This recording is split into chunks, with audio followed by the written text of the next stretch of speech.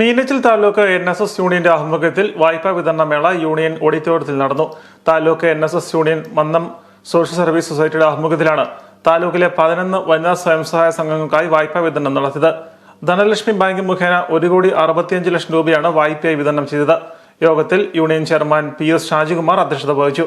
Union secretary K Rajagopalan, union committee അംഗങ്ങളായ Ajith C Nair, VS Sasikumar, union inspector PM Jayaram, Dhanalakshmi bank manager Sushama Mathew, വനിതാ union president Biji Manoj, NSS പ്രതിനിധി സഭാ member Dileep Kumar എന്നിവർ സംസാരിച്ചു.